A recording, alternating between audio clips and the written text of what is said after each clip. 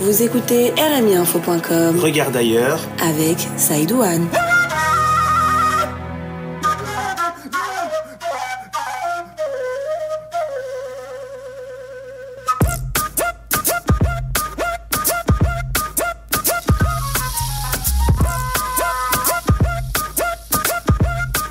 Bonsoir et bienvenue dans Regarde ailleurs, l'émission consacrée à la Mauritanie et sa diaspora.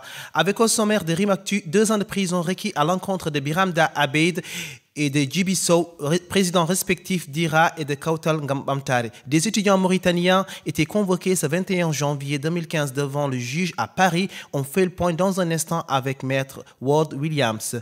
Nous développerons ce titre avec Seta Camara après ce sommaire. Avant d'en venir à notre invité, laissez-moi vous signaler la présence de Bassuley et Nada El Wakaf, nos chroniqueurs d'un jour, nos chroniqueurs de tous les jours. Ils seront là, fidèles au poste. Notre invité, il fait partie de la diaspora qui croit fermement au changement en Mauritanie. Il compte y participer à sa manière. Sa manière à lui, c'est la politique. Il milite au sein du parti des frères musulmans d'Itawassoul, dont il est le premier représentant en France à travers l'association mauritanienne pour le développement et la réforme qu'il préside. Didi Ould Mohamed Sidi est notre invité. Quelle est l'idéologie et le mode de gouvernance que propose Tawassoul? Quel bilan des pour les municipalités que gère Tawassoul? Didi Ould Mohamed Sidi répondra à nos questions. Nous reviendrons également sur l'actualité du moment. Culture, vous découvrirez les dernières livraisons de nos artistes Ousmane Gangué et Cheikh Ould-Biat. L'actu des réseaux sociaux en fin d'émission, comme un spam, Amadou Kane s'est fait le tour de la toile pour nous dire où est-ce que ça clique, où est-ce que ça like, où est-ce que ça tweet. Il nous parlera de l'attentat à Charlie Hebdo, mais aussi des réactions du web après les caricatures sur le prophète Rasulullah sallallahu alayhi wa sallam dans le même journal. Il nous parlera enfin des réactions après la condamnation de prison ferme à l'encontre de Djiby Sow et Biram Da Abeid. Vous en savez tout pour le sommaire. Vous pouvez d'ores et déjà réagir sur la page Facebook de l'émission. Regarde d'ailleurs sur rmiinfo.com, mais aussi avec le hashtag RA. Tout de suite, place à l'actu RIM avec Seta Camara. Seta, bonsoir. Bonsoir Saïdou. Le tribunal de Rosso condamne Biram Da Abeid à une peine de 2 ans de prison ferme. Effectivement, le 15 janvier 2015, le président de l'Initiative pour la résurgence abolitionniste, donc l'IRA, et deuxième aux dernières présidentielles en Mauritanie, écope d'une peine de 2 ans ferme. La même peine a été infligée au vice-président de l'IRA, Brahim Ould Bilal, et Djiby Sow, le président de l'association Kautal, alors que 5 autres codétenus ont été acquittés. Suite au verdict, Biram Da Abeid et ses camarades militants des droits humains ont été transférés à la prison civile d'Alec, dans le sud de la Mauritanie. Le collectif de la défense constitué autour de Biram et de ses codétenus a tout de suite fustigé ce verdict. En effet, c'est par la voix du maître Brahim Ould Ebeti, chef du collectif de la défense, que leurs avocats ont fait savoir qu'ils font appel. D'ailleurs, selon le maître Lo Gourmaud, membre de ce collectif, je cite, « À Rosso, il n'y a pas eu de procès, mais un règlement de compte politique contre Biram, Djiby et leurs compagnons. » Fin de citation. Tout cela laisse penser quand même que c'est un procès très controversé, aussi bien du point de vue national qu'international. Effectivement, d'une part, on a plusieurs organisations internationales des droits humains et de l'autre, des partis politiques qui ont tous deux condamné ce qu'ils considèrent comme un règlement de compte politique. Selon l'ONG Amnesty International, je cite, « La condamnation de ces militants qui ont participé à des manifestations pacifiques sur la base des charges vagues et ouvertes aux abus bafoue leur droit à la liberté d'expression et à la liberté de réunion pacifique. » Rappelons que ces 3 militants des droits humains ont été arrêtés le 11 novembre 2014 lors d'une marche de sensibilisation contre l'esclavage foncier dans la vallée du fleuve Sénégal. Ils sont accusés par l'État mauritanien d'appartenance à une organisation non autorisée de désobéissance et de rébellion. Oui, donc enfin, pour terminer, une manifestation organisée par le manifeste des Raratines pour la justice et l'égalité pour dénoncer le verdict du procès a eu lieu le lundi 19 janvier à Nouakchott. Boubacar Ould Messoud, qui est le président de SOS Esclavage, figure parmi les blessés après l'intervention de la police. Un autre procès était également prévu à Paris, c'est ça? Oui, Seydou. Alors, c'était ce 21 janvier qu'a eu lieu le procès de 7 étudiants parmi les 14 interpellés. Ce sont des étudiants noirs mauritaniens impliqués selon la justice française dans l'affaire de la dégradation des biens dans les locaux de l'ambassade de Mauritanie à Paris. Les faits avaient eu lieu le 7 mai 2014. Donc, à la suite d'une garde à vue de 48 heures, Les 14 étudiants ont été entendus par le substitut de procureur de la République de Paris et sommés de verser chacun une somme de 5 230,50 € en guise de compensation des dommages des meubles. Juste pour rappel, cette somme émane d'un devis fourni et transmis au juge en charge du dossier par les services de l'ambassade, estimant les dommages à 73 000 €. Selon nos informations, il semblerait même que la plainte aurait été rejetée dans un premier temps. Précisons qu'avant de devenir une affaire signalée auprès des ministères français des Affaires étrangères, la police judiciaire du 5e arrondissement avait refusé d'instruire et d'enquêter sur le dossier pour, je cite, « vice de forme ». Des sources au niveau de l'ambassade confient, je cite, « c'est l'implication et l'instrumentalisation directe de l'ancien ambassadeur Mohamed Ould Brahim Khalil qui donna de l'ampleur à ce dossier ». Fin de citation. Ce dernier aurait interpellé les autorités françaises pour que les étudiants soient sévèrement punis, selon toujours les mêmes sources. On rappelle d'où est partie cette histoire. Alors, les étudiants avaient occupé l'ambassade de Mauritanie à Paris en signe de solidarité aux anciens réfugiés réprimés au port de Nouakchott après la marche de plus de 200 km pour revendiquer les conditions de vie décentes. Maître Williams, qui est l'un des avocats des étudiants, a répondu aux questions au regard d'ailleurs. Quelle est l'issue de l'audience à laquelle des étudiants mauritaniens ont été convoqués ce matin à Paris? Alors, à l'audience de ce matin, la présidente du tribunal a décidé de renvoyer l'affaire au 1er avril 2015 à 9h, car elle estimait que l'affaire n'était pas en état d'être jugée. En état d'être jugé aujourd'hui, ça veut dire que ça le sera plus tard? Exactement, c'est-à-dire qu'en l'état, comme tous les étudiants aussi n'avaient pas pu se rendre à l'audience, qu'un certain nombre d'entre eux n'avaient pas reçu les convocations suffisamment longtemps avant l'audience pour préparer leur défense, elle a estimé qu'il y avait lieu de renvoyer l'audience au 1er avril. Donc la prochaine audience aura lieu le 1er avril, ils seront jugés à cette date. Que reproche la justice française exactement à ces jeunes étudiants mauritaniens? Alors la justice française leur reproche, ce sont les textes, c'est l'infraction qui est visée et les textes du code pénal visés également, on leur reproche des dégradations volontaires de biens appartenant à une personne publique, mais de biens privés. Donc ce sont des dégradations commises en réunion, infraction pour laquelle ils encourent une peine de 5 ans de prison en théorie, bien entendu en théorie. En théorie et en pratique En pratique, comme ils sont inconnus de la justice et qu'ils ont tous un casier judiciaire vierge, ils sont à la fois inconnus de la justice et des services de police, on peut légitimement penser qu'ils auront dans le pire des cas une peine d'emprisonnement avec sursis, qu'ils n'effectueront pas de peine de prison ferme. aujourd'hui, combien sont-ils? Est-ce qu'il y a certains qui ne font plus partie du dossier aujourd'hui?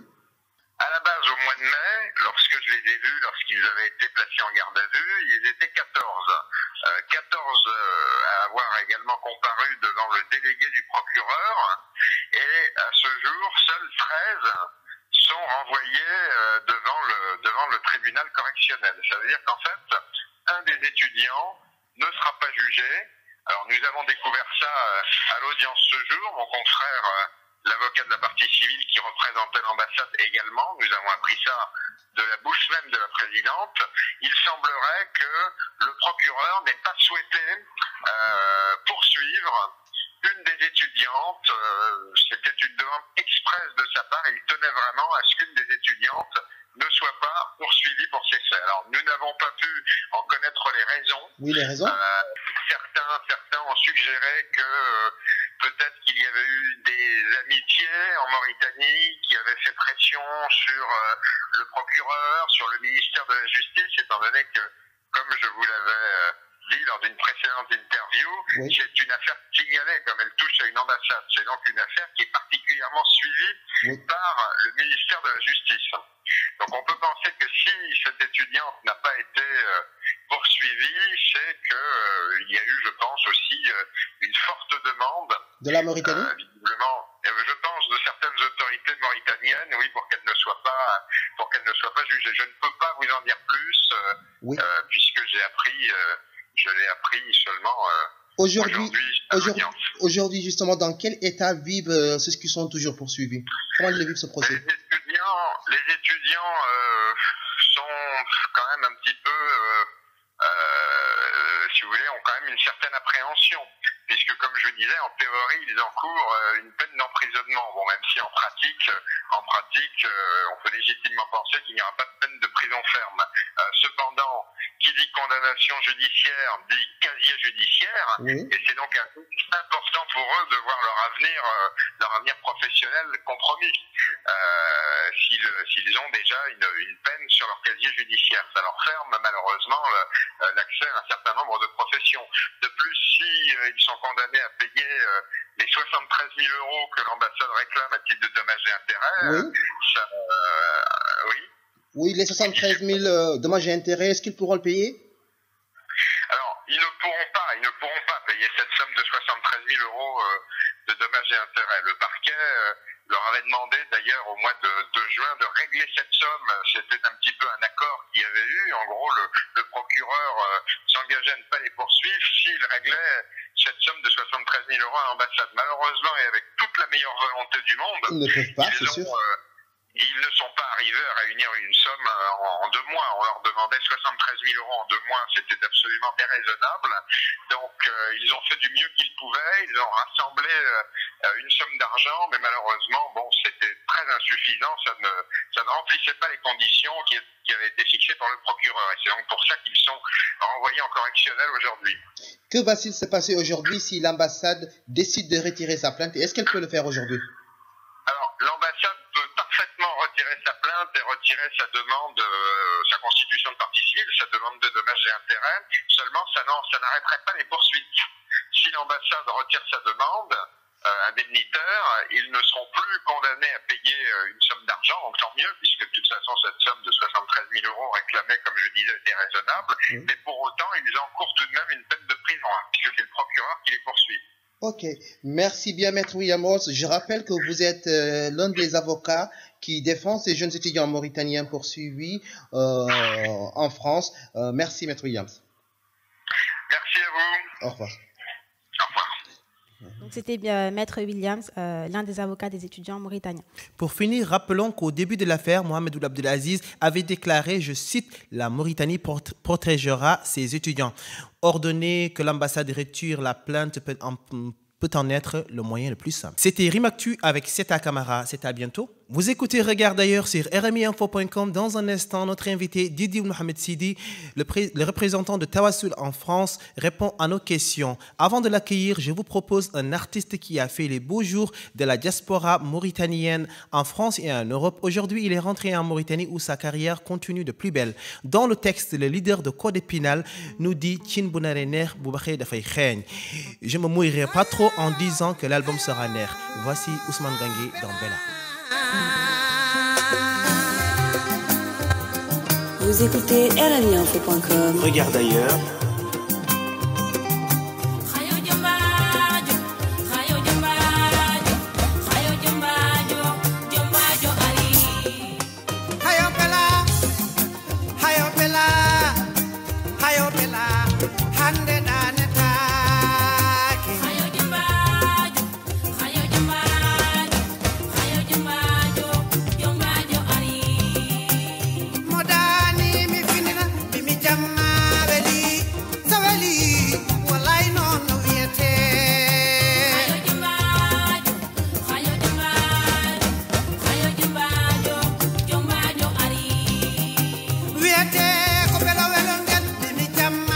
Vous écoutez rmiinfo.com. Regarde ailleurs.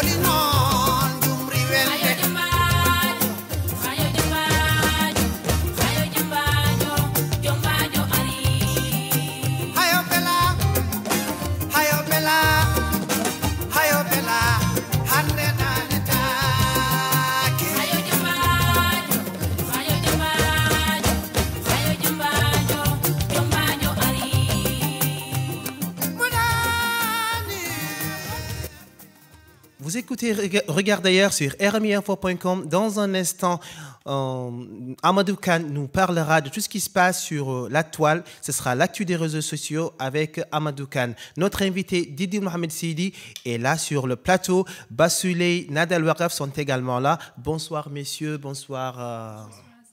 Nada. D'abord, nous allons parler de la politique générale. Didi Louamessidi, vous êtes docteur en informatique et en télécommunications et par ailleurs président de l'Association mauritanienne pour le développement et la réforme. À ce titre, vous présidez ici le Rassemblement national pour la réforme et le développement Tawassoul, parti dit des frères musulmans. Le président de votre parti, Jemal Mansour, modère en disant que c'est un parti au référent islamique. Est-ce que votre offre politique a lieu d'être dans un pays à 100% musulman? C'est ma question. Je commence tout d'abord par remercier RMI pour cette invitation. Merci. Et je lui souhaite une bonne continuation et je l'encourage. Avant de répondre sur votre question, j'aimerais bien commencer par 2-3 précisions. La première, ça concerne toute ma solidarité avec les étudiants mauritaniens. Et j'ajoute ma voix à celle qui appelle que cette amende soit annulée. On allait vous poser la question, oui. Et en même temps, toute ma solidarité aussi avec Biram Daoul Abeid, même malgré mes différences sur... Différences politiques? Différences pas seulement politiques, c'est la manière dont il agit. Donc la cause est noble, mais le moyen pour moi c'est discutable. On en reparlera tout à l'heure. D'accord. Oui. Mais dans tout le cas, oui, je suis contre ce verdict puisque je pense que c'est un jugement politique et ne pas qui se base sur une justice équitable. On en vient à la question. Et je termine par toute ma solidarité aussi avec Boubacar Messoud, le doyen Boubacar Messoud, qui a été blessé hier par la force d'ordre. Et donc je rappelais bien que l'oppression ne fait qu'augmenter la pression sur ce régime, sur ces actes qu'ils commettent contre les citoyens, tout simplement puisqu'ils sont contre une justice qui est instrumentalisée par le gouvernement actuel. On en vient à la question. Donc, pour répondre à votre question, oui, nous sommes une association mauritanienne en France. Oui. C'est-à-dire que nous sommes régis par la loi de de 1905 ou 1901. Donc, du coup, notre cadre de travail ici, c'est travailler dans la diaspora mauritanienne du point de vue politique, c'est-à-dire d'essayer d'augmenter ce qu'on appelle la prise de conscience des citoyens, l'importance que chaque citoyen s'implique dans ce qu'on appelle le processus démocratique et que aussi qu'il y a une certaine conscience que le Mauritanien, quand il s'exprime, c'est-à-dire en termes de vote ou en termes d'expression politique, que cette expression soit une expression libre et transparente et non guidée par soit des appartenances ethniques ou des appartenances partisanes ou des appartenances à quel que soit. Donc, que soit oui, une expression libre. Une expression On précise quand même donc, que votre j'aimerais bien association... préciser que pour les partis Tawassoul dont je suis un membre, Oui. que c'est un parti mauritanien. Oui. Il travaille pour la Mauritanie. C'est sûr. Et il dépend de la Mauritanie. Et c'est pour la Mauritanie qu'il est créé. Et donc, il n'a aucun lien organique avec les frères musulmans. Certes, donc, on a toute la pensée islamique modérée, éclairée, on y réfère. Donc, je vous rappelle bien que nous considérons que Cheikh Omar El-Fouti comme référence, nous considérons Cheikh Mami comme référence, ils sont des Mauritaniens. Donc, ceci n'empêche pas de tirer de bénéfices ou d'avantages de d'autres pensées. Je vous rappelle bien qu'en Mauritanie, donc, nous, notre jurisprudence est malikite, oui, et les références de ce bouquin ne sont pas mauritaniens. Khalil, il vient de l'Égypte. Oui. Risale, donc c'est un livre connu de référence malikite, il vient de la Tunisie, et ainsi de suite. Donc nous, en tant que parti, on se réfère à toute pensée islamique éclairée, modérée, qui peut aider la Mauritanie à progresser et soit réconciliée avec son identité. Vous avez posé la question, un parti de référence qui réfère à l'islam, est-ce qu'il a son existence en Mauritanie? La réponse est que oui. Nous, notre parti, ce qu'on veut, c'est la considération, ce qui existe dans la Constitution. Dans la Constitution mauritanienne, il est écrit que l'islam, c'est la référence de la République. On va aller même plus loin, il est écrit que le président doit être musulman. Tout le monde est d'accord, personne ne conteste en Mauritanie. Pourquoi créer un parti pour? Nous, ce qu'on veut, c'est des réformes. Puisque nous pensons actuellement qu'il y a une vision traditionnelle qui se base sur l'islam, mais a besoin d'être réformée. Que ce soit une vision de la modernité d'une manière générale, que ce soit aussi une vision de réforme et une vision de réconciliation avec toutes les composantes. On va en venir aux réformes et aux exemples peut-être très précis si vous en avez pour nous. Nada? Oui, bonsoir, Monsieur Ould Mohamed Sidi. D'abord, pour ma première intervention, l'accent sera mis sur le projet politique de Tawassul ou plutôt l'idéologie de ce parti. Comme, je rappelle quand même que l'intitulé du parti de Tawassul, c'est le Rassemblement national pour la réforme et le développement. Comme a dit Saïdou tout à l'heure, la Mauritanie est un pays à majorité musulmane. À 100%. À 100%. Donc, personnellement, je ne vois pas l'intérêt de créer un parti islamiste. Pourquoi voilà ma question, pourquoi vous revendiquez comme un parti islamiste? Comme vous savez, la réussite d'un projet politique n'est pas synonyme de la religiosité de son parti. Pas forcément, on peut même aller plus loin dans la question de Nada. Est-ce que vous avez des exemples à travers... envisageriez-vous, par exemple, de mettre en place la charia comme une constitution? Je pense que la question ne pose pas comme ça. Ne pose pas ainsi. Je pense que la question ne pose pas ainsi. Donc je pense qu'il existe des partis. Nous, ce qu'on cherche, on a dit, vous avez bien dit, Rassemblement national pour la réforme et le développement. Et nous pensons qu'avec les valeurs qu'on a, donc le seul commun entre nous tous les Mauritaniens, c'est l'islam. Et dans l'histoire de ces pays, on a vécu malheureusement des pratiques qui sont loin de l'islam. Ce qu'on appelle nous, c'est l'application de l'évangile. C'est quoi l'islam? C'est la justice, c'est l'égalité, c'est la liberté d'expression, c'est la démocratie, c'est, autrement dit, appliquer ces valeurs, c'est la fraternité, et c'est nouer les liens avec toutes les composantes nationales. Par exemple, il y a eu des événements, malheureusement, en 1989, qui n'ont rien à voir avec l'islam. Il y a eu ce qu'on appelle aujourd'hui les séquelles de l'esclavage et qui continuent toujours, qui aussi rien à voir avec l'islam. Il y a eu la corruption qui existe toujours et qui n'a rien à voir avec l'islam. Il y a eu la gabegie qui existe toujours, qui n'a rien à voir avec l'islam. Donc quand un parti s'appelle un parti démocratique ou républicain, ça ne veut dire pas que les autres partis ne sont pas républicains ou démocrates. Il faudra le prouver. C'est un parti national dont ce qu'ils veulent tout simplement, c'est l'application de la constitution mauritanienne. Et la constitution mauritanienne est claire sur ce point. Donc nous, ce qu'on veut vraiment pour la Mauritanie, c'est une Mauritanie réconciliée avec l'identité mauritanienne, que nous jugeons cette identité.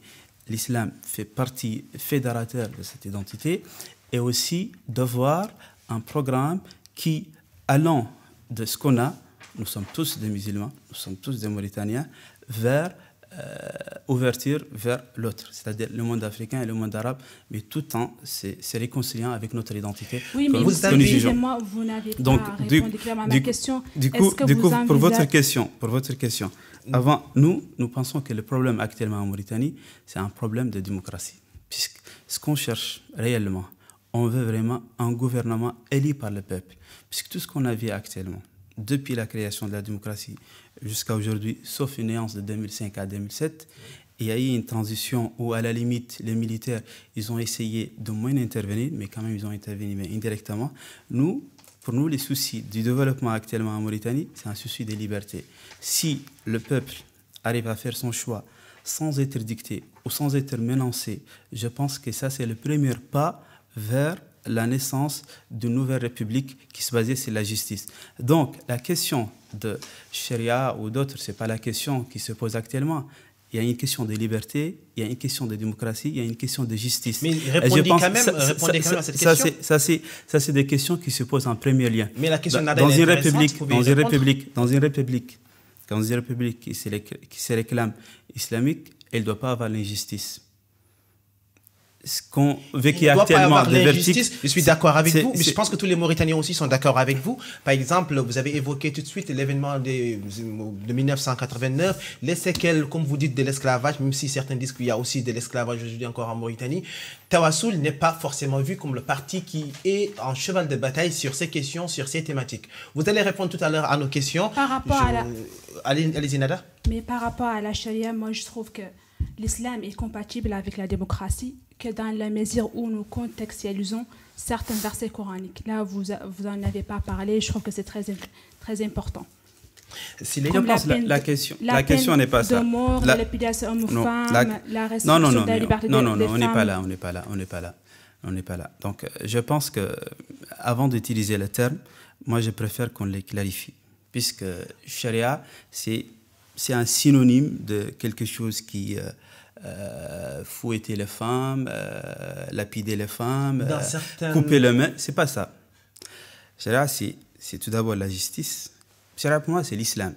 Je préfère utiliser le terme de l'islam au lieu de Sharia. Pour moi, c'est la justice, c'est l'égalité, c'est l'honnêteté, que ce soit intellectuel ou moral, ou même sur le plan financier.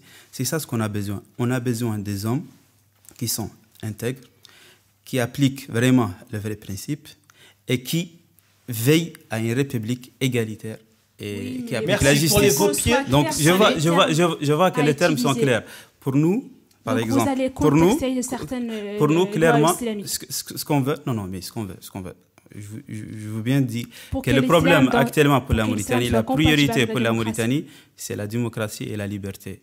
Si on a la démocratie et la liberté et que le peuple a son choix, à ce moment-là, on peut discuter ce que le peuple veut. Vous allez nous dire tout simplement comment est-ce que vous comptez contribuer à l'instauration de la démocratie et de la liberté. Comme vous le dites, nous allons passer la parole à Bassouley. On revient tout de suite à Nada. Je vais intervenir sur la politique générale. Comme ici l'islam utilisé politiquement porte confusion, j'aimerais quand même que vous vous donnez un petit éclaircissement pour les auditeurs en ce qui concerne la vision politique de l'islam que Tawassoul développe. Je pense que l'islam est compatible avec la démocratie. Et ça, on l'a bien écrit, on l'a bien défendu, et ça existe des textes pour ça. Donc, on n'a pas de souci. Nous semble que l'islam aussi a donné le droit à la femme. Tous les droits que vous pouvez imaginer pour la femme, que ce soit l'emploi, que ce soit l'égalité, que ce soit en termes de la participation active de la femme dans la vie active. Pensons que sur le plan égalitaire ou justice, l'islam est clair. Donc, il condamne toute forme de violence, il condamne toute forme d'agression contre quiconque. Donc, dans ces cadres-là, nous pensons que l'islam a besoin de réformer. Puisque ce qu'on veut actuellement, on a besoin d'un islam qui est lié, authentique, c'est-à-dire qui part à partir des textes, mais qui l'explique et l'interprète correctement tout en considérant les contextes. On n'est pas contre. Mais tout en aussi être strict, c'est-à-dire de ne pas casser quelque chose connu dans l'islam. Tout entre. Nous pensons que la pratique politique entre dans le travail humain. Et donc, dans ce cadre, il est tellement autorisé de faire tout ce qui va bien pour la Mauritanie et qui ne contredit pas l'identité. Et je pense que ça, c'est large. C'est un champ large où on ne les restreint pas. Si on a bien compris, donc pour vous, l'islam est compatible avec la démocratie dans la mesure où nous allons contexter certaines lois islamiques. Je ne pense pas que le problème... Donc, vous allez mettre en place des politiques d'inspiration. Comme je vous ai dit, est-ce que c'est bien ça votre vision? Vous savez, nous, ce que je disais actuellement, on a 3 piliers. Donc, j'aimerais bien parler de... Donc, est-ce que vous allez contexter on a 3 piliers. On a les piliers. Tout d'abord, vos piliers rapidement. On a 3 piliers. Expliquez-nous votre vision. On a les piliers de l'islam moderne. Qu'est-ce que ça veut dire un islam moderne? C'est un islam, comme je vous disais, qui heurte pas le principe, mais qui est ouvert à la mondialisation qu'on vit actuellement, qui donne des réponses concrètes aux défis de l'humanité. Que ce soit au niveau, je vous dis, politique, que ce soit au niveau environnemental, que ce soit au niveau des droits de l'homme, que ce soit... Vous avez tous les champs, mais ça, on a besoin de réformes. On a besoin des gens qui connaissent les contextes et qui connaissent aussi les textes. On n'a pas besoin des gens seulement qui connaissent les contextes et oublient les textes.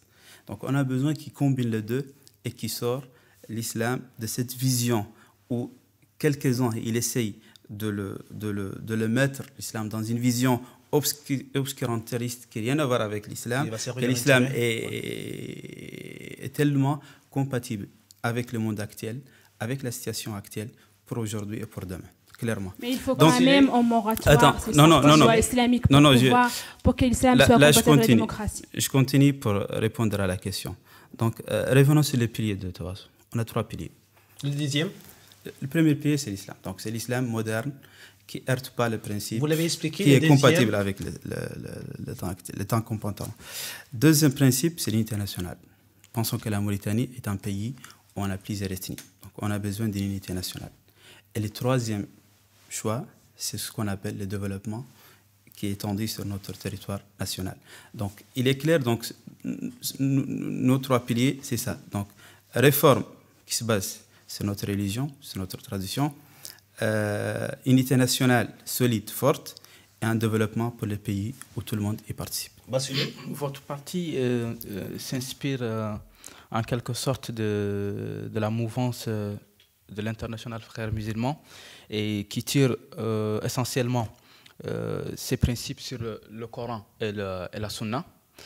Comment vous allez apporter une réforme radicale de la société mauritanienne, que ce soit sur le plan politique, c'est-à-dire la gestion du pouvoir, que ce soit sur le plan économique, de la redistribution égalitaire des biens, et que ce soit aussi sur le plan comportemental, quand on sait qu'aujourd'hui, les Mauritaniens sont de plus en plus en train de perdre certaines valeurs. Merci pour cette question. Je pense que, comme j'ai souligné tout d'abord, notre parti il prend référence de la Mauritanie tout d'abord. On a Cheikh Omar El-Fouti, on a Cheikh Ahmed El-Mami, on a l'imam Bouddha El-Boussari, on a nos références. Certes, comme je vous disais, donc, on tire de bénéfices ou des avantages des expériences des autres, y compris les frères musulmans. Mais on a un parti mauritanien. Nous travaillons pour la Mauritanie. Nous n'avons aucun lien avec des organisations. Certes, qu'on a des relations, mais c'est des relations qui existent entre eux. Nous-mêmes tirons de bénéfices l'expérience, de toute expérience humaine réussite. Donc, quelle que soit, la seule condition qu'on a, que cette expérience soit compatible avec l'islam et qu'elle aussi soit applicable sur notre contexte national. Donc, on est clair sur ce point. Deuxième chose, en ce qui concerne comment on va réformer. Nous, on a dit que notre problème, actuellement, dans le monde musulman, et en Mauritanie en particulier, c'est le problème, ce qu'on appelle les transitions. On n'a jamais eu en Mauritanie une transition pacifique, sauf une seule transition qui était escortée par les militaires. C'était le cas de l'élection de Sid Mohamed El Cheikh Abdallahi, on connaît le contexte. Donc nous, ce qu'on a dit dans notre texte, par exemple, le président, il ne peut pas être un président d'un parti plus de 2 mandats. Et je n'ai pas connaissance dans notre parti en Mauritanie qui a ceci.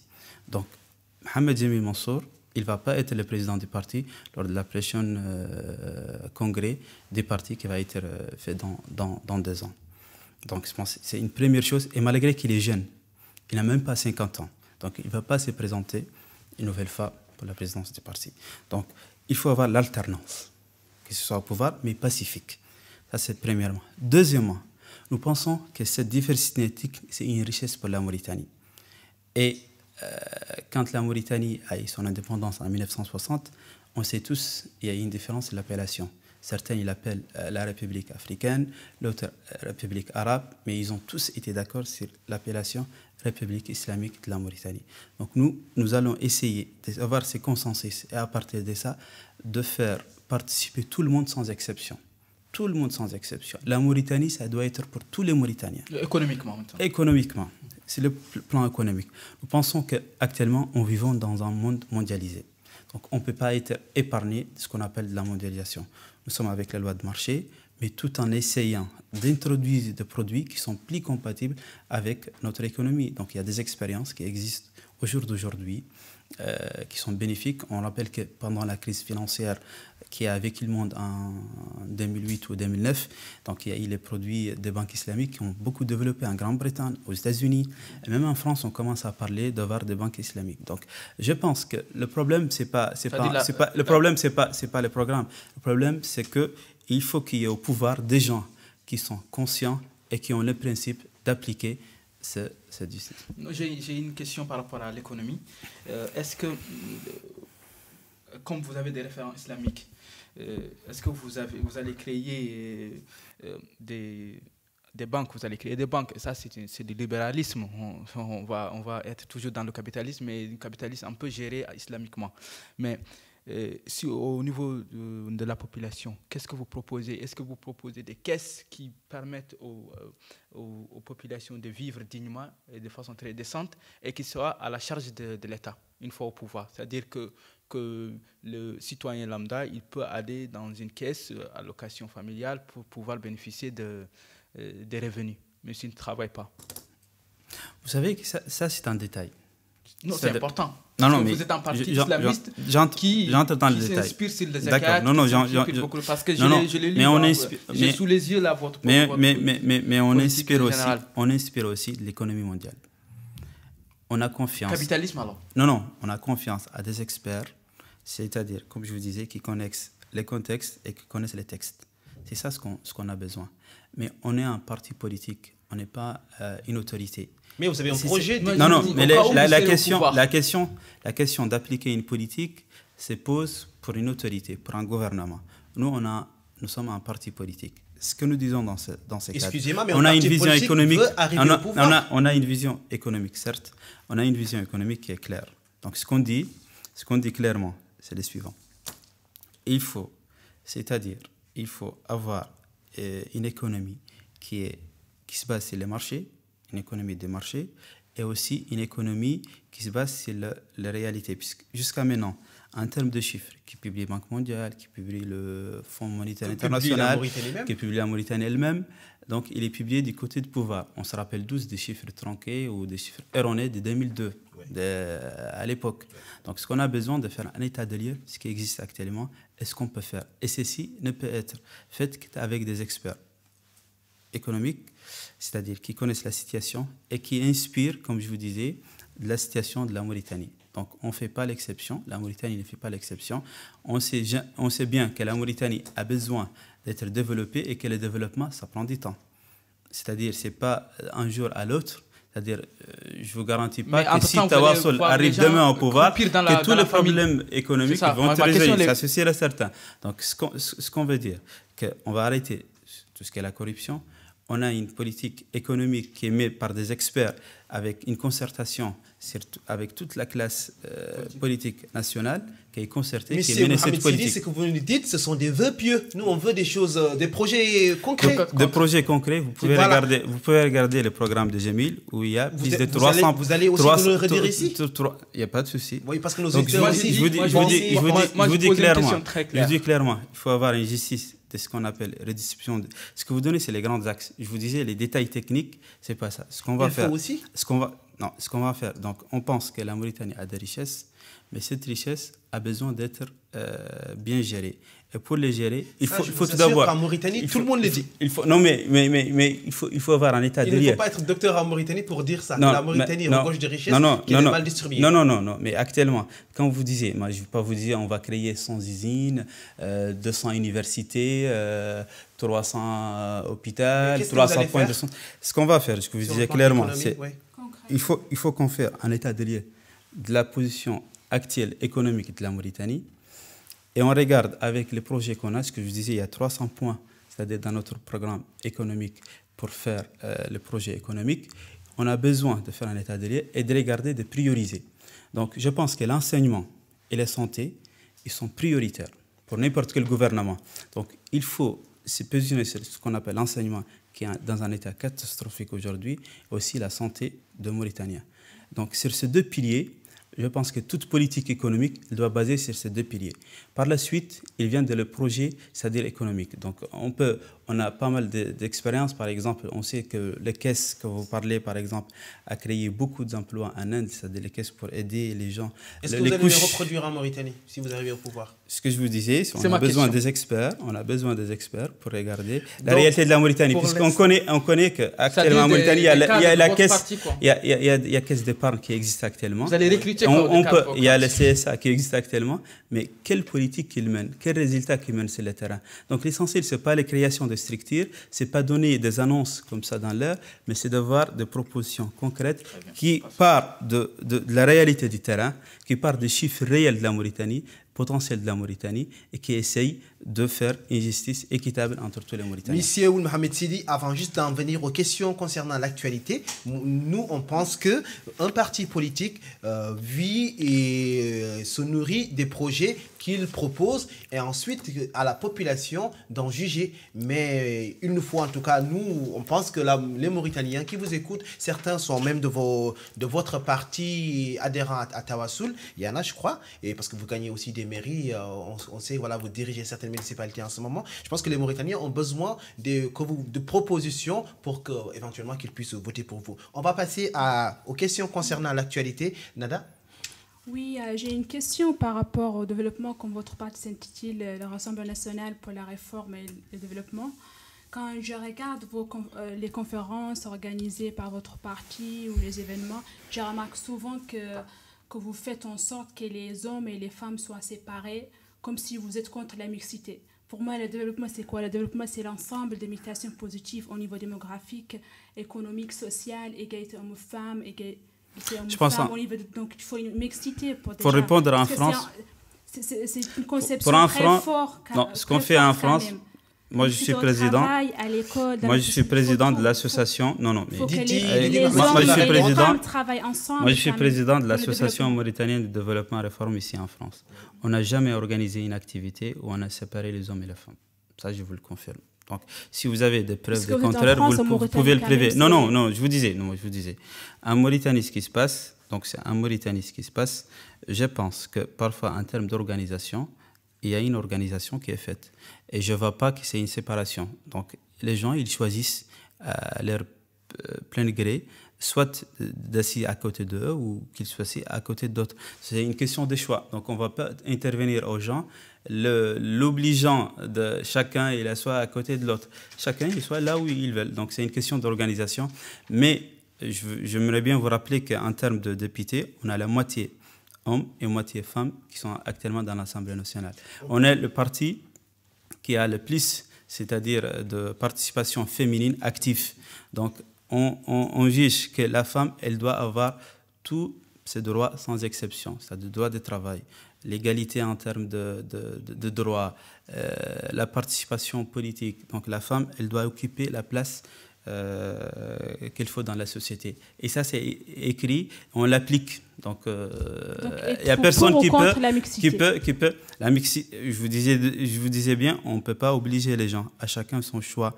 Pour nous, la mixité, c'est-à-dire, si vous voulez la mixité, que la femme travaille à l'administration à côté de l'homme, oui. Si vous voulez de la mixité, que la femme soit avec l'homme à l'école, oui. Si vous disiez de la mixité, que la femme soit libre, qu'elle parte librement, on est oui. Donc, qu'est-ce que vous disiez de la mixité? Pour que dans une conférence ou un congrès, qu'il se soit à côté de l'autre, c'est un choix personnel. Est-ce que, par exemple, ce qu'on connaît en Mauritanie, collège des garçons, collège des jeunes filles qui existaient dans les temps en France aussi, est-ce que, par exemple, vous, c'est quelque chose pour vous que vous enleverez? Non. Écoutez, nous, notre souci, c'est pas ça. Pas du tout. Notre souci, c'est le progrès de la Mauritanie, c'est le développement, c'est la réforme. Et passer ces questions on passe sur les questions de l'actualité, Bassoulé. Actuellement, en Mauritanie, on discute et on condamne l'emprisonnement de Biramda Abeid et de Djibi Sow, le président de Kautal, et aussi et surtout des jeunes forgerons. Quelle est la position de votre parti sur l'esclavage et sur l'affaire de ce qu'on appelle communément l'affaire de blasphème? D'abord l'esclavage et on en vient ensuite à l'affaire de blasphème. L'esclavage, on a fait une proposition claire. On suppose que l'esclavage, ça existait avant dans ces pays. Et les lois de la République l'interdisent. Certes, il existe quelques pratiques dans des zones enclavées de la Mauritanie. On ne le nie pas. Mais c'est une question, pour moi, d'ignorance, tout simplement, de la loi et de la compréhension. Qui ignore l'esclave ou le maître? Le deux en même temps, je pense. Je peux pas, puisque si l'esclave il accepte pas, on peut pas le forcer, puisque la loi, la République est contre ça. Il peut se déclarer. Il y a des organisations des ONG qui sont actifs. Donc, mais on le condamne de toute façon. Ce qu'il existe, on le condamne. Donc, clairement, il existe des séquelles de l'esclavage qu'on peut pas le nier. C'est-à-dire nous, dans notre parti, ce qu'on appelle. Et non des pratiques pour vous. Comment? Qui les pratiques? Pour vous, il n'y a pas de pratique. Si, il y en a. Non, il y a certaines pratiques, mais je vis dans une zone enclavée. Par exemple, à Nouakchott, on ne va pas trouver un esclave qui, voilà, donc son maître, il est Ira l'a montré plusieurs fois. Donc, s'il existe, on le condamne. c'est déguisé, mais pas comme dans les zones rurales ou dans les zones, la Mauritanie profonde, où ça existe des pratiques, mais qu'on le condamne clairement sur ce point. Ce qui existe, qu'on ne peut pas le nier, qui existe dans les grandes villes de la Mauritanie, c'est les séquelles d'esclavage, c'est la pauvreté qu'on voit, c'est l'absence de l'éducation, de santé. Et d'ailleurs, c'est pour tous les Mauritaniens, mais pour cette composante nationale, ça existe clairement. Donc, quelle composante nationale vous parlez?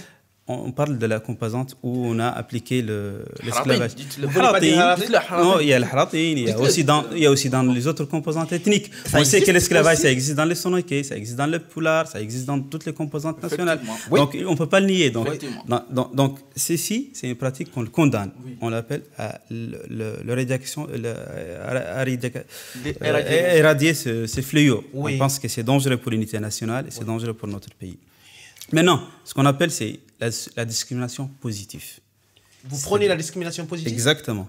Comment? La discrimination positive, c'est-à-dire en termes d'emploi et en termes d'éducation, qui soient des zones prioritaires au développement. C'est-à-dire en termes de financement public ou en termes de développement, nous jugeons que cette composante, elle doit avoir ce qu'on appelle la discrimination positive et elle doit avoir aussi une volonté de leur participer activement dans le pouvoir, avec tous les moyens possibles. Si vous proposez la discrimination positive, telle que je la comprends, moi je pense que c'est quelque part, vous constatez qu'il y a des véritables catégories sociales en Mauritanie qui sont distinctes, voire même séparées. Est-ce que c'est ce que vous constatez? Proposer une discrimination positive? Ce qu'on constate, qu'il y a beaucoup d'injustice en Mauritanie et que les Haratin en particulier ont beaucoup souffert et ils continuent à souffrir et il faut que ce problème soit résolu. Il faut que le moyen de l'État part en prioritaire aux gens qui sont nécessitaires, que ce soit de pelles, que ce soit des morts, que ce soit des sonoqués et aussi en particulier cette composante vit la pratique qui a été commise pendant 2 siècles. On parle des Haratin, Biram Ould Abed vient de cette communauté Haratin. Qu'est-ce que vous récusez dans son mode d'action? Donc, on appelle tout d'abord à la libération de Biram Ould Abed, puisqu'on pense que le jugement est politique. On pense que le combat de Biram, les causes sont justes et nobles, oui. Mais le moyen utilisé, c'est-à-dire, on sait que Boubacar al-Mas'oud a beaucoup lutté contre l'esclavage, que Mas'oud al-Barkhair a beaucoup lutté contre l'esclavage, et que la lutte, elle doit être compatible avec, elle ne doit pas heurter une composante nationale. Puisque quand on entend le discours de Biram, tout le temps, c'est une composante nationale qui est responsable de tous les maux de la Mauritanie. Et ce n'est pas vrai. La Mauritanie actuellement est gérée ou gouvernée par, je l'appelle, un ensemble qui contient tout le monde. On trouve des Haratin, on trouve des morts, on trouve des pelles, on trouve des sonoqués, on trouve tout le monde. C'est vrai, avec des proportions différentes. Des proportions hyper éloignées, monsieur. Mais, comme vous voulez, bon, je ne faisais pas de statistiques là-dessus, mais ce que je disais, que le problème de la Mauritanie actuellement, c'est un problème d'injustice. S'il y avait la justice, on aura pu dépasser la situation qu'on vit actuellement. Pour moi, le discours de Biram n'a rien de choquant, d'autant plus que la majorité de la population mauritanienne, elle observait dans son aise, sans condamner ce qui se faisait, et souvent même elle légiférait par des textes, par des oulémas.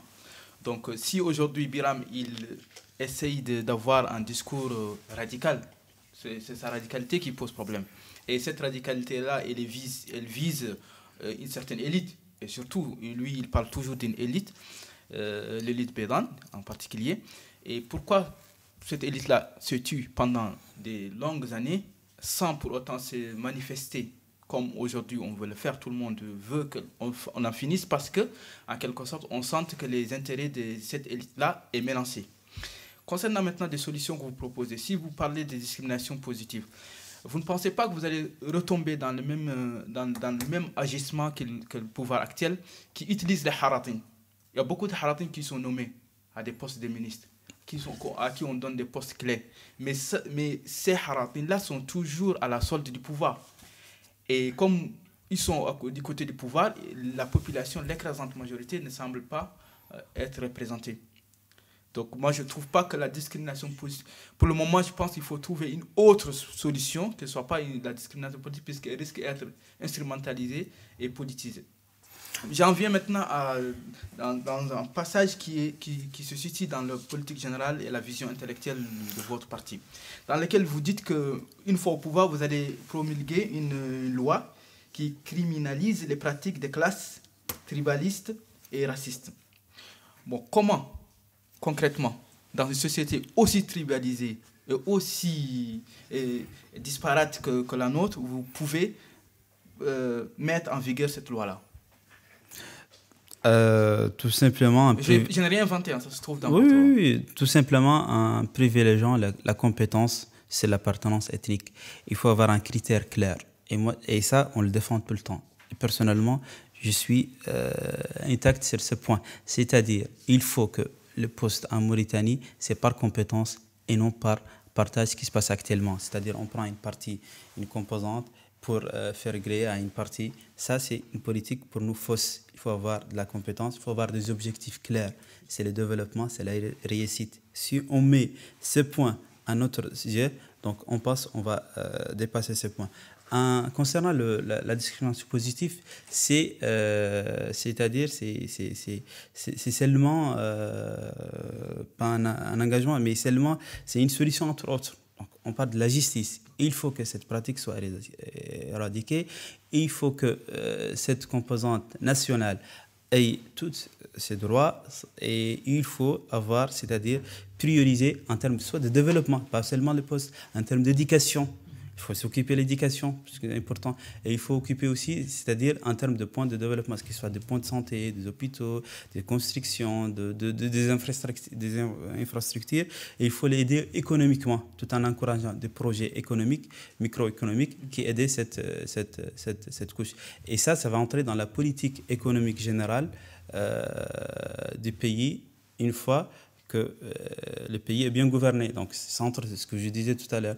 Donc, qu'on a besoin d'une économie qui part de la réalité et de chiffres qui existent. Vous disposez maintenant de quelques mairies. Est-ce qu'aujourd'hui, vos élus, ils sont en train de mettre en pratique, à leur échelle, quelle que soit petite, cette politique-là? Actuellement, nous, ce qu'on appelle, c'est le changement des lois qui gèrent les mairies. Actuellement, les mairies, vous saviez que ce qu'ils font, c'est ils font de la recette, mais pour l'État. Elle-même, c'est l'État qui le donne. Ils ne sont pas indépendants. Ce que je peux vous dire, il y avait si je me rappelle bien, en 2010 ou en 2009, à l'époque ou en 2008, c'était avant les coups d'État sur Cheikh Al-Abdallahi, il y avait une enquête qui est faite par un bureau, je pense, international. À l'époque, il y avait un ministère de la décentralisation. Oui.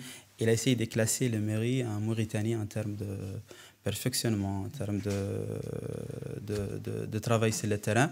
Et ce qu'on a eu, ils ont classé la mairie de Toujinin en premier lieu, par la suite la mairie d'Arafat, donc les mairies du parti. Ce qu'on peut faire, c'est le maximum. C'est-à-dire, nous, on essaye, avec le peu de moyens que possède les mairies actuellement, on essaye d'être équitable et juste. Et vous pouvez demander aux gens qui habitent à ces mairies-là. Donc, nous, on essaye, au moins, s'il y a une aide qui est destinée à la population, on essaye de le donner justement. S'il y a un investissement, on essaye de le faire correctement. Mais il y a peu. C'est vraiment peu, on n'est pas satisfait, mais ça c'est lié au contexte d'une manière générale. Donc on peut pas lier. Vous n'êtes pas satisfait, nous non plus. Justement, Arafat, personnellement, je connais un peu plus parce que j'ai travaillé dans ce GIE, j'ai travaillé dans ce quartier, notamment dans le domaine de l'eau. Vous parlez tout de suite de la discrimination positive. Je pense que votre maire, s'il veut vraiment appliquer la discrimination positive, c'est là que ça doit se pratiquer. L'ancienne gazra d'Arafat, qui s'appelle Gazra Arafat, il n'y a toujours pas d'eau. Ce que je vous disais, vous pouvez demander à n'importe qui. Moi, j'ai demandé à Arafat.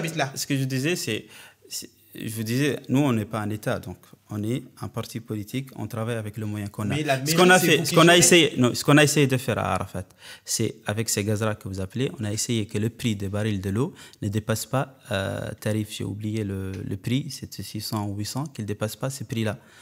Que ce soit pendant l'été, vous savez, pendant l'été, il y a peu de l'eau et le prix du baril peut arriver jusqu'à 1500, 2000 ou Guilla. Je peux vous confirmer que vous avez échoué dessus on a essayé. La preuve que quand il y a eu les élections municipales récentes, on a gagné malgré que le pouvoir a essayé de nous éliminer par tous les moyens. Donc la population a donné confiance une nouvelle fois au même maire. Donc, je pense que sur ce point, on peut diverger, donc ça dépend de la personne. Mais ce que je peux vous garantir ici, qu'on a, au niveau de la mairie d'Arafat, on a essayé, pour exactement le problème de l'eau, d'offrir ça à toute la population à un prix raisonnable. Bien sûr, avec les moyens qu'on possède. Avec les moyens qu'on possède. Ce qui n'est pas du tout le cas en ce moment. Nada, une question. C'est parce qu'il dit la population, ils ont voté pour. Sur l'affaire du blasphème, vous ne m'avez pas répondu. Donc, c'est la position de Tawassoul originaire d'une zone. D'autant plus que votre président, j'ai mentionné, il a dit que c'est un criminel qui n'a reçu que ce qu'il a mérité. Donc, c'est la peine de mort, elle est bien méritée. Moi, ce que je disais, que la liberté d'expression, pour nous, il faut avoir la liberté d'expression. Mais pour chaque peuple, pour chaque société, a des principes, a des lignes rouges. 2 poids, 2 mesures. Non. Attendez, Si. je vous dis ce que je disais. Mais ce qu'on appelle que la justice, puisque le problème de Oulim Khayter, c'est un problème actuellement politique pour nous. Parce que ça a été instrumentalisé par l'État. On sait bien que les manifestants ont été reçus par le président Mohamed Abdelaziz, et il a dit qu'il va appliquer la loi. Et on sait tous que ça a été à plusieurs fois été remis à rappel pour la justice. Et il y a eu beaucoup de l'intervention du pouvoir dans ce domaine. Nous, ce qu'on pense, qu'il faut avoir le dialogue. C'est avec le dialogue qu'on résout les problèmes. Sur ce problème-là. Sur ce problème, il faut dialoguer sur tous les problèmes. Même avec Oulim Khayter. Moi, je pense que c'est-à-dire qu'il faut annuler la peine de mort et dialoguer avec lui pour qu'il se repentisse. Ce que je disais, donc, il y a, ça c'est une question qui demande, ce que je disais tout à l'heure, il faut avoir des savants qui connaissent et des gens aussi des lois, et il faut qu'ils se confrontent, puisqu'il y a 2 visions. Récemment, il y a un cadre du parti qui a écrit un article sur ça, soi-disant que la peine de l'apostasie, il n'existe pas en islam. Il a écrit ça clairement. Oui, effectivement. Bon, c'est un point de vue minoritaire.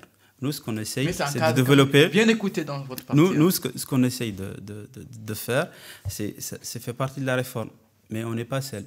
Donc, il faut convaincre toute la société que, voilà, donc, il y a ça, et avec la conviction, avec la participation de tout le monde. Là, actuellement, c'est une position peut-être personnelle plus que partisane.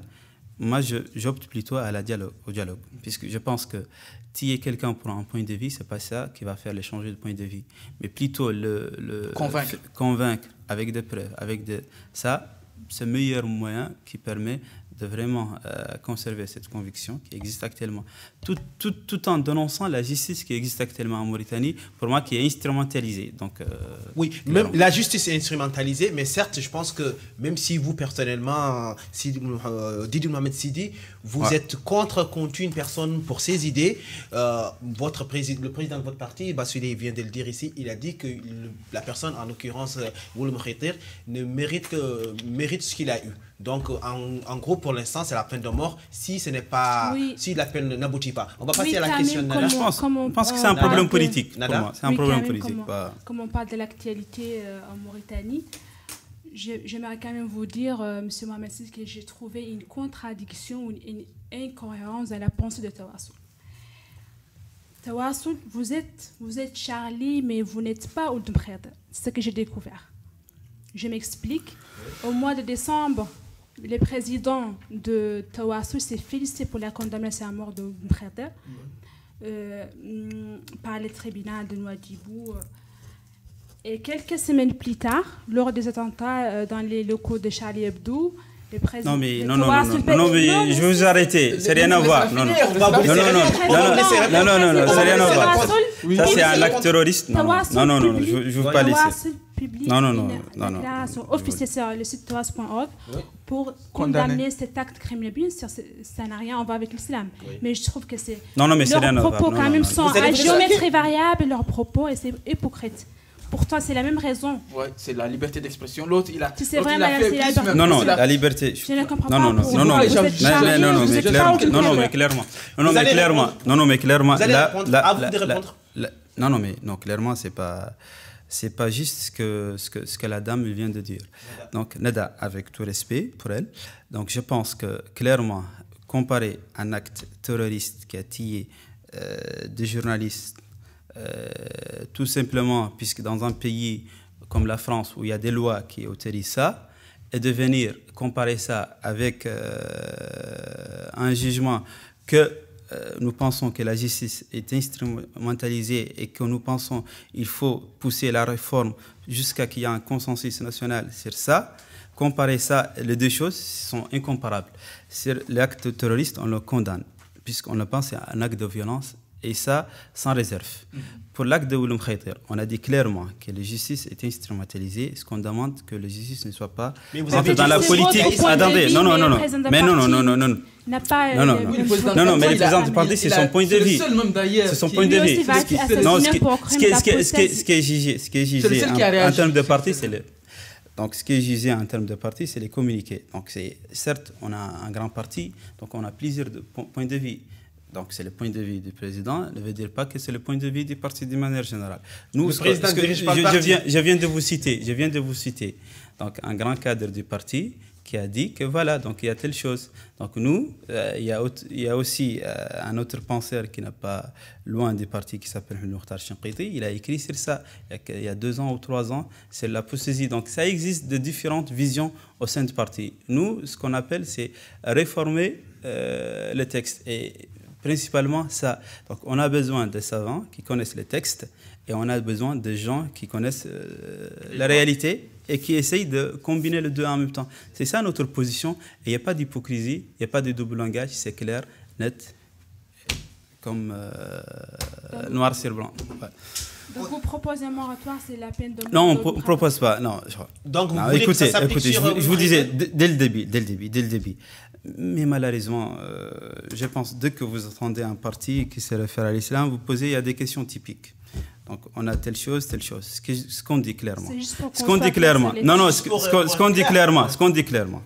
Nous pensons que la Mauritanie actuellement a besoin de la justice, on le dit, à la démocratie, à la liberté.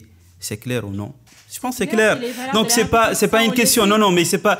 Mais est-ce que le problème de Ouloum Khaytir, s'il a été résolu, va résoudre tous les problèmes des Mauritaniens qui vivent dans l'esclavage, qui vivent dans. On parle de l'humanisme quand même. Qui vit. Non. Là, je vous disais clairement, il y a 2 points de vue. Il y a 2 points de vue. Non, lui, son père, il est un préfet. Je vous rappelais bien que lui, son père, il est un préfet. Il était dans une bonne position. Il était un comptable. Donc, du point de vue financier, il n'est pas dans... Donc, le problème, c'est que c'est un forgeron qui a appris les textes religieux et qui dérange l'élite de manière générale. C'est-à-dire que d'ailleurs, même l'article qu'il a écrit, il a pris de 2 forums, ce que disent les gens. Ça existe sur d'autres forums. Tout ce qu'il a fait, il a combiné ça et il a fait. Donc, on a dit que sur ce point, c'est très discutable. On doit le discuter, on doit le dialoguer avec lui. On ne doit pas le tuer. Je vous dis, on doit le discuter, on doit le dialoguer avec lui. Si les codes pénals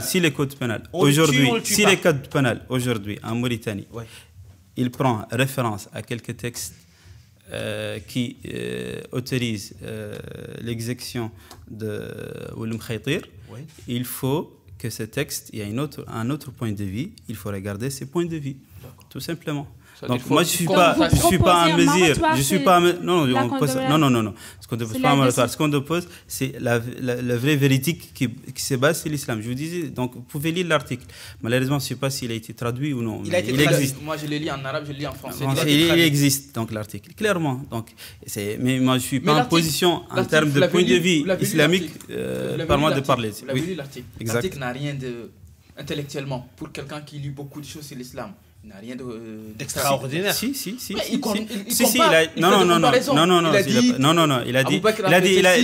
a dit clairement. Il fait des comparaisons. Non, il a dit clairement que la peine de l'apostasie, il n'existe pas en islam. Il a essayé de prouver ça. Il a donné les preuves, les gens qui sont pour et les gens qui sont contre. Et il a montré avec un raisonnement scientifique que ce point de vue, c'est un point de vue. C'est vrai que on peut dire consensus, mais il n'existe pas de preuves tangibles qui peut trancher sur ça. Ce qu'il a demandé, c'est un dialogue sur ça. Bien sûr, ce qui peut trancher, ça pose problème, ça, sont les savants. Est-ce que ça pose problème? Si, je vous disais qu'il y a un penseur qui s'appelle Mokhtar Chinqiti qui a écrit sur ça. C'est un Mauritanien qui dit que ça n'existe pas. Et je vous appelle, c'est un écrivain, c'est un savant. Oui. Donc il a écrit sur ce même sujet. Ce qu'on appelle nous actuellement, donc je vous dis, il y a 2 écoles.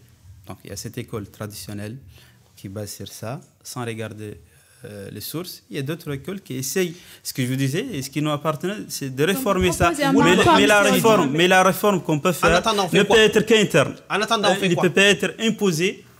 En attendant, ce qu'on appelle que Ouloum Khaytir soit discuté et qu'on regarde clairement sur cette question et d'essayer de réviser le code pénal qui Il faut contextualiser cette peine. Donc voilà, clairement. Donc, on a, comment vous c'est dans cette mesure-là que l'islam soit compatible avec la démocratie. La Mauritanie a beaucoup de mots que de... Sur cette question-là, moi je vais faire un parallélisme tout de suite là.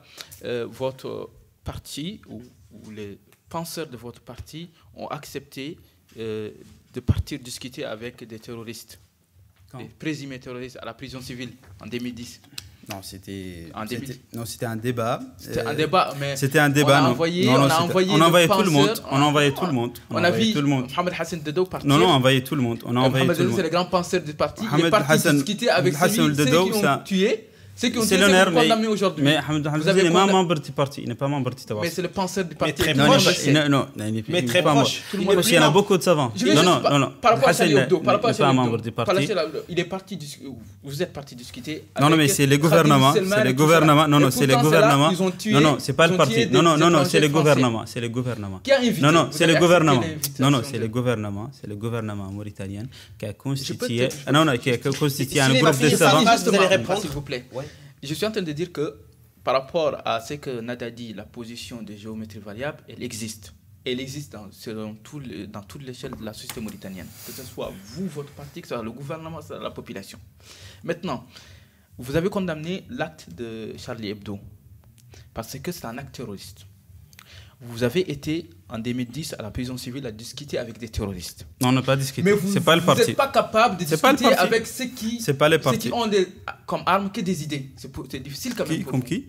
Comme Ouloum Khaytir. Je vous disais, non. Les partis n'ont pas discuté avec les terroristes. Il n'est pas dialogué, non. C'est le gouvernement. C'est le gouvernement. Vous pouvez revoir. C'est le gouvernement qui a dialogué avec les terroristes. Et d'ailleurs, on a condamné leurs actes. On a condamné leurs actes à l'époque, que ce soit contre des citoyens français, que ce soit contre des citoyens mauritaniens. Donc tout acte de violence, on le condamne et on le condamne toujours. Donc clairement, c'est pas le parti qui a pris la décision. Je vous disais, c'est le gouvernement et il a fait un groupe de tous les savants. Il y a certaines qui sont proches du Tawasul, et la majorité ne sont pas proches du Tawasul. Donc c'était une position, une orientation du gouvernement, et n'est pas une orientation du parti. Mohamed Hassan Ould Dedo, par exemple, qui dirigeait ces débats et ces discussions, est-ce qu'il fait partie de votre parti? Est-ce qu'il est lié aujourd'hui d'une manière ou d'une autre de votre parti? On sait que de par les idées... On sait qu'il est proche. Non, il est proche du parti, mais il n'est pas membre du parti. Clairement. Donc vos proches, au moins, ont participé à... Non, il y a d'autres. Il y a une vingtaine ou une trentaine qui ont participé. Donc, je pense que le problème, ce n'est pas la partie qui a pris l'initiative, c'est le gouvernement. Vous avez un problème avec des idées, mais pas un problème avec des armes. Non. Avec les armes, c'est une ligne rouge pour nous. Il faut pas... Non, avec les armes, c'est une ligne rouge. Avec les armes, c'est une ligne rouge. Mais je vous disais quelqu'un qui dit qu'il utilise la religion qui... Je vous disais, avec les idées, on est dit clairement ce que disait Ouloum Khaytir dans son article. Dans un pays comme la Mauritanie, où c'est un pays, la population est conservatrice, donc il y a deux lignes à ne pas trancher. C'est la compréhension de la population. Donc pour être clair, c'est la compréhension de la population. Maintenant, au sein de Tawasul, comme nous, on représente la Mauritanie, où il y a toutes les tendances. Donc je vous disais, il y a deux courants au sein du parti. Il y a un courant qui est avec la population, avec la tendance traditionnelle, et il y a une autre tendance qui essaye de réformer. Tout simplement, ce qu'on appelle, c'est un dialogue qui aille à un consensus pour empêcher ça. Donc, ceux qui disent que la société mauritanienne on ne le cautionne pas les jugements. Ceux qui disent que la société mauritanienne n'a pas besoin d'un parti islamique, ils ont raison parce que la Mauritanie est une société 100% islamique. Non, mais quand on dit ça, nous, ce qu'on a dit, il faut comprendre ce que nous veut dire la référence islamique pour nous.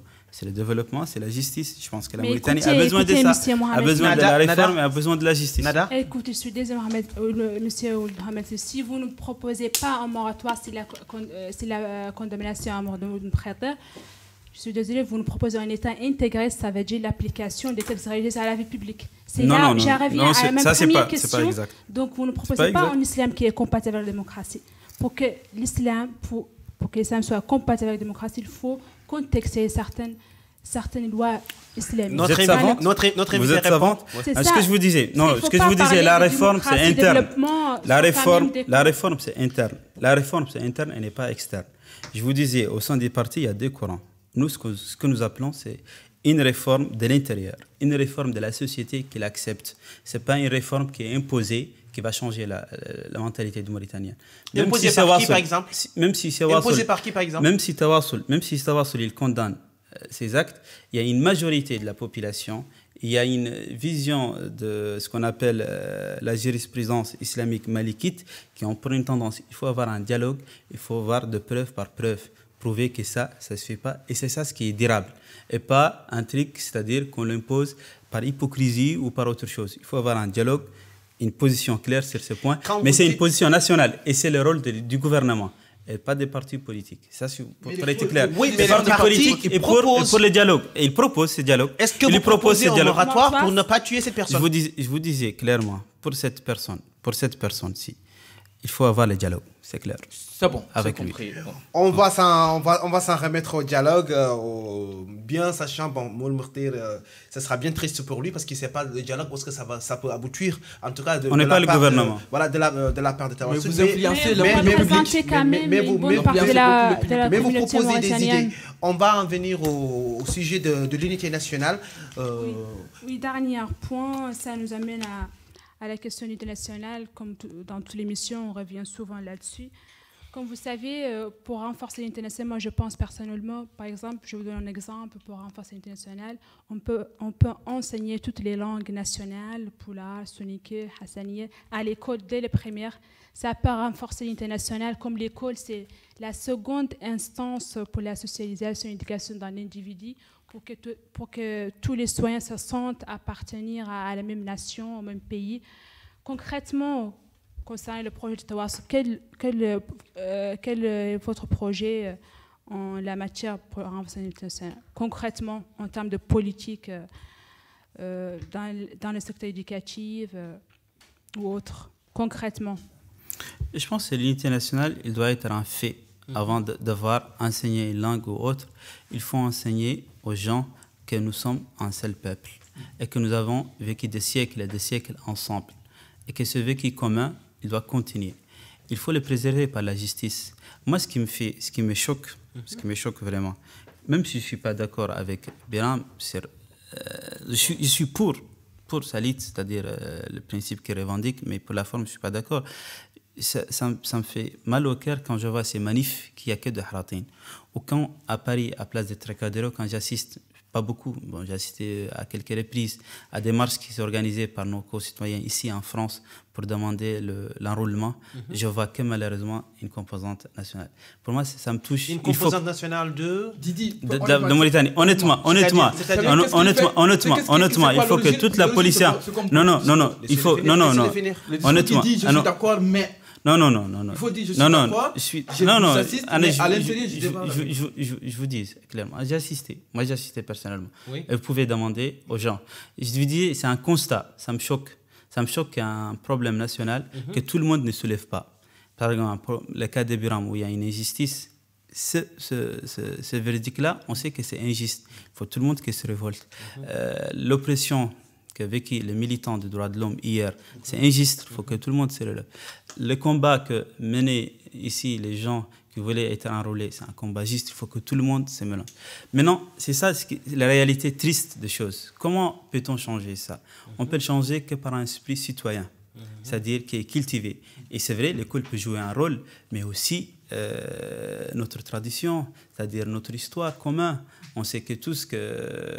C'est la famille et l'école sont des instances importantes pour renforcer l'international. Ce que nous encourageons pour l'unité nationale, c'est vraiment une intégration complète, une citoyenneté complète pour tous les citoyens mauritaniens. Il faut que chaque citoyen sent qu'il appartient à cette nation, sent qu'il a quelque chose à donner à la Mauritanie. Et pour ce faire, il faut avoir un consensus. Il faut avoir un consensus sur ça. Il faut avoir un dialogue fraternel, un dialogue qui regroupe les Mauritaniens.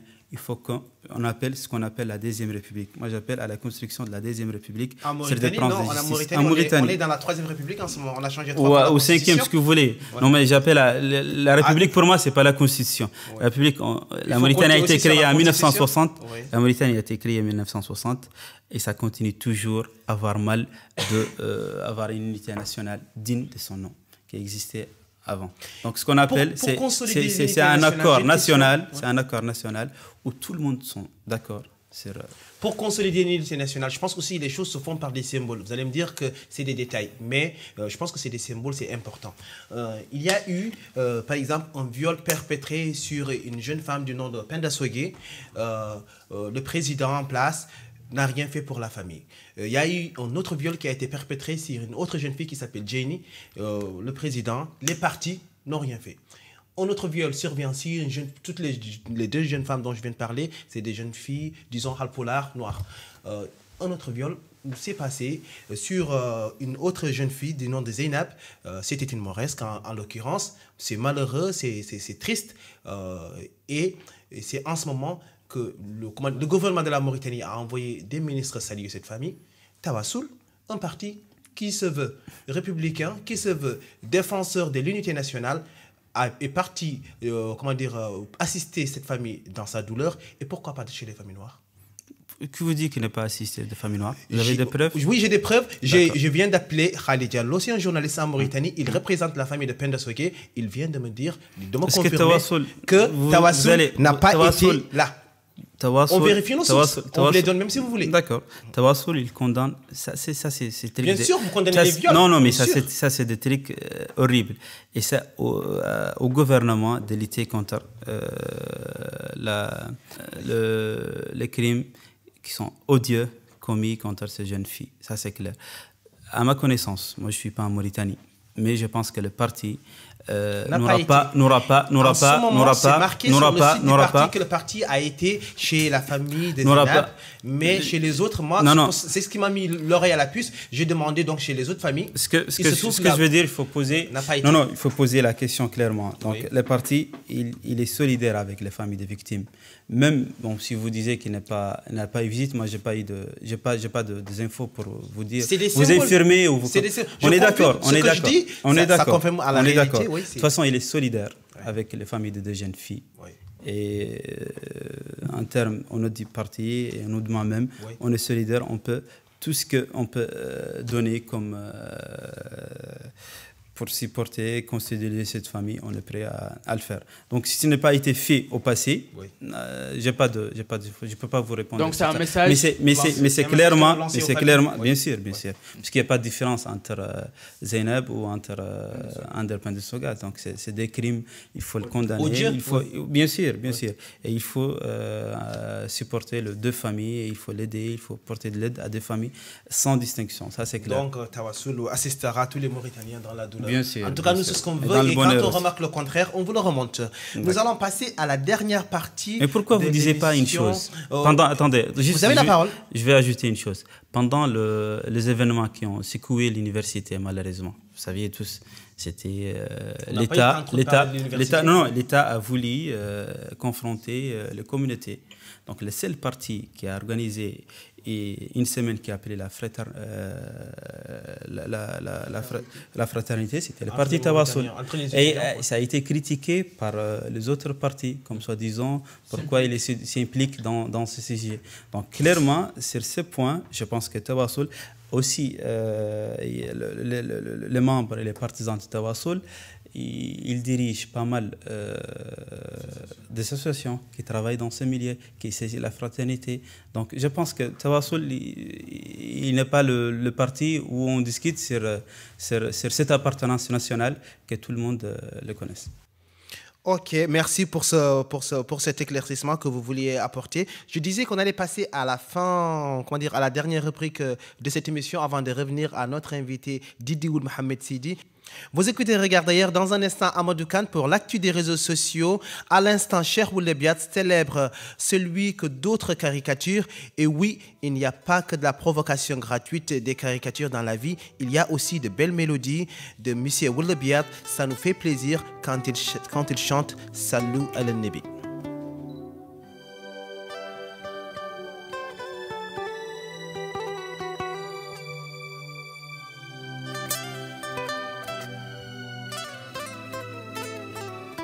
Vous écoutez RMI Info.com. Regarde d'ailleurs. محمد سيدنا وهدنا إلى الإسلام صلوا على نبينا أزكى الصلاة والسلام محمد سيدنا وهدنا إلى الإسلام صلوا على نبينا أزكى الصلاة والسلام محمد سيدنا وهدنا إلى الإسلام صلوا على نبينا أزكى الصلاة والسلام محمد سيدنا وهدنا إلى الإسلام منقذنا من الضلال ومن عبادة الأصنام أرسله رب الجلال عم النور على الظلام بالعدل جاء والإيمان وعلى خفف الصيام بالخير جاء والإحسان وبالحرية والسلام صلوا على نبينا أزكى الصلاة والسلام محمد سيدنا وهدنا إلى الإسلام Vous écoutez Regarde d'ailleurs sur RMI Info. Notre invité Didi Mohamed Sidi, le représentant de Tawassul en France. Et maintenant, ça clique, ça like, ça tweet. J'accueille Amadou Kane pour l'actu des réseaux sociaux. Amadou Kane, bonsoir. Bonsoir. Et dans l'actu des réseaux sociaux ce soir, Bonsoir à tous. Dans l'actu des réseaux sociaux, cette semaine, il a été question de l'affaire Biram et beaucoup de je suis, autrement dit l'affaire Charlie Hebdo et du clash entre Advisor et PA. comment l'affaire Charlie Hebdo a été commentée chez nous? Disons beaucoup d'émotions, les théories de complot les plus folles, peu d'analyses crédibles, mais heureusement, Seydou, il y a quelques rares intellectuels de chez nous qui osent encore avoir une vision nuancée de l'actualité. Commençons par vos amis, les spécialistes des théories du complot. Dès les premières heures de la théorie, alors même que la version officielle ne soit diffusée, des théoriciens de complot ont repris les théories les plus dingues à leur compte pour dénoncer, disent-ils, des zones d'ombre avec des arguments qui donnent la nausée. Je cite, pourquoi y avait-il pas de... Pourquoi, il y avait des caméras au bon moment pour filmer la fusillade? Comment se fait-il qu'il n'y a pas de sang par terre si le policier a été tué à bout portant? Comment peuvent-ils s'enfuir alors qu'il y a des policiers à chaque coin de rue parisienne, etc., etc. Et nos intellectuels aussi ont réagi. S'il faut décerner la palme d'or de l'imbécilité et de la bêtise, Belinda Mohamed-Val, femme d'affaires de son état et apparemment auteur de 7 romans, sera la grande gagnante pour ce posting qu'il a publié sur sa page Facebook. Je cite, en parlant des caricatures, de carnage de Charlie Hebdo. C'est bien, nous venons parlant des musulmans, atteindre le stade des juifs en France. Désormais, on nous respectera comme les juifs, on n'ose pas les insulter. Choqué par une telle imbécilité, j'ai cru bon de dénoncer cette publication en le partageant sur mon mur. Résultat, 30 minutes plus tard, elle m'a bloqué et supprimé de ses amis Facebook. Une amie à moi. Mais il n'y a pas qu'elle. On a vu les blagues douteuses de Kautouré, porte-parole de FCP, anciennement Flamme, allant même jusqu'à citer Jean-Marie Le Pen, les confusions du professeur Legourmou Abdoul, membre de l'IFP et avocat de son État. Y a-t-il eu d'autres réactions? Si, beaucoup ont été Charlie, Nigérian, Kouachi, Koulibaly et j'en passe. Mariam Mitdewish était, elle, horrifiée. En tout cas, c'est le titre de sa chronique publiée sur le journal Le Calam. Je ne vous cache pas de l'admiration que j'ai pour la plume de cette femme qui a été l'une des rares à avoir eu une position sans équivoque contre la barbarie et la bêtise de nos apprentis terroristes. Loin des amalgames, elle a écrit une chronique édifiante dont je vous cite quelques extraits. Allez. À ceux qui font le parallèle avec le conflit israélo-palestinien, il dit « Sommes-nous donc devenus inhumains au point de quantifier le sang, d'établir une échelle de valeur qui voudrait que telle mort sera plus atroce que telle autre? Le martyre des Palestiniens, le martyre des populations des pays arabes, sera-t-il aveuglant au point que notre entendement humain se verrait effacé, oublié? prétendent lutter pour le droit des Palestiniens prétendent lutter pour les droits des Palestiniens et se réjouir ou excuser la mort atroce des journalistes Charlie Hebdo ou des otages de l'Hypercacher est une vaste fumisterie. Une autre affaire dans laquelle... Concernant la liberté d'expression ou pas, il dit « Il existe des pays ou des nations où la liberté d'expression est une vertu. Pour celle-ci, des hommes et des femmes sont morts. Est-ce nous qui avons une vision étriquée de la liberté d'expression de décider de ce que les habitants de ces pays ont le droit de dire ou pas? Si nous avons choisi la non-liberté d'expression chez nous, laissons au moins au pays où elle est en vigueur le droit de la défendre. » Une autre affaire dans laquelle il est question de l'époque des prophètes Mohammed PSL. Oui, il s'agit de l'affaire dite du jeune forgeron condamné à mort pour avoir écrit un article dans lequel il disait, l'argument à l'appui, que les discriminations existaient au temps du prophète. Résultat, grosse manipulation de la presse arabophone, une hystérie totale de nos barbus et à la fin une condamnation à mort pour apostasie. Une page Facebook a été créée intitulée « Sauver la vie de ce Mauritanien condamné à mort ». Elle compte à nos jours plus de 1000 adhérents. Malheureusement, il n'y a pas que lui en prison. Oui, Seydou Elas, Biram, Oul Abeid, Sow Jibril, Ibrahim Oul Bilal ont été condamnés à 2 ans de prison, chacun pour la marche contre l'esclavage foncier qui partait de Bogué vers Rosso. Mais ils peuvent remercier le gouvernement mauritanien car jamais leur lutte n'a été autant médiatisée par les médias du monde entier. Nouvelle Obs en France a consacré 6 pages dans lesquelles Brahim Oul Abeid est présenté comme le Spartacus mauritanien. Jeune Afrique, le magazine panafricain en parle régulièrement, la Libre Belgique, le Kabyle.com, le Monde, etc., etc. Et même le département État américain des Affaires étrangères a fait une déclaration pour marquer son indignation concernant l'emprisonnement des militants de droits de l'homme en Mauritanie. Amadou Khan, on finit par le mot du mois. Oui, un peu de légèreté pour finir dans cette actualité pleine de morts, de clash. Donc le mot du mois, c'est clash, comme le clash que se livrent Advisor et PA de Military Underground via Facebook. Le premier, Advisor, donc, a dit dans une vidéo qui a circulé dans Facebook, je cite en poulard, Min Touba Karesatakam, Min Milapinta Nayeb France, ce qui me ramène à créer cette expression, je suis PA. Je suis PA, tu es PA. Je pense qu'il y a beaucoup qui sont PA, beaucoup d'autres qui sont advisors. Je pense que voilà, ça doit rester au niveau verbal. Tout le monde le dit. Je pense que ça doit rester aussi qu'au niveau verbal, ne pas en venir aux actes. Monsieur Didi Mohamed Sidi, merci d'avoir accepté notre invitation. Juste avant de clore l'émission, je vais quand même vous demander le compte Facebook du président de Tawassoul ou du compte de Tawassoul. Est-ce que c'est le président qui le gère? Il a un comité qui le gère. Il est très réactif sur les réseaux sociaux, aussi bien en arabe, des fois aussi en français. Il a, à ma connaissance, pour le président du parti, il a un Twitter. Il utilise plus Twitter que Facebook. Oui, je parlais de Twitter autant pour moi. Oui, il a un compte Twitter. C'est lui-même qui le gère. Et vous-même, est-ce que vous avez un compte Twitter que vous êtes prêt à donner éventuellement à nos auditeurs? Oui, j'ai un compte Twitter. Vous pouvez les consulter. C'est Madame Medsidi. Ok, c'est noté. Merci en tout cas d'avoir accepté notre invitation. Si vous avez un dernier mot, c'est l'occasion. Un dernier mot, c'est comme le début, c'est un remerciement. C'est nous qui vous remercions d'avoir accepté notre invitation. Mais j'aimerais bien vous dire que le problème de la Mauritanie aujourd'hui, c'est un problème profond. Et on doit prioriser les choses.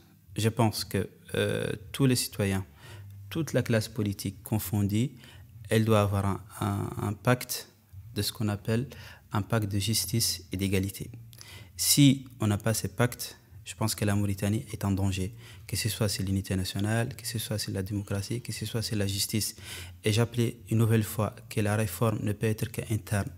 Il faut avoir le dialogue, il faut dialoguer avec tout le monde, sans exception, tous les Mauritaniens. Donc c'est ça ce qu'on a besoin aujourd'hui, et c'est ce qu'on a besoin pour demain, pour vraiment bâtir la Mauritanie que nous rêvons tous à le faire élever au plus haut sommet. Exactement. Donc on a besoin de tous les citoyens, de toute la composante, de tout le monde. On a besoin de dialogue, on a besoin de l'unité, on a besoin de la fraternité. Docteur Didi Mohamed Sidi appelle tous les Mauritaniens à l'unité, au dialogue et aux réformes internes, si j'ai bien compris ce que vous voulez nous dire. Il était notre invité. Merci, docteur Didi Mohamed Sidi. Regarde d'ailleurs, c'est presque terminé, mais ça continue, vous le savez très bien, sur les réseaux sociaux, sur notre page Facebook. Regarde d'ailleurs sur rmiinfo.com. Merci à Basile, Nadal Wakaf, Seta Kamara, Amadou Khan. Merci également à Si Abdoulaye, Christophe Albert pour la technique. Et bien sûr, merci à vous, auditeurs, qui nous écoutez en France, en Mauritanie et partout dans le monde. Vous pourrez réécouter, podcaster, réagir à votre émission. Regarde d'ailleurs sur rmiinfo.com. Je le dis encore une fois, quand c'est fini ici, ça continue sur Regarde d'ailleurs sur rmiinfo.com. Quant à moi, je vous dis à très vite.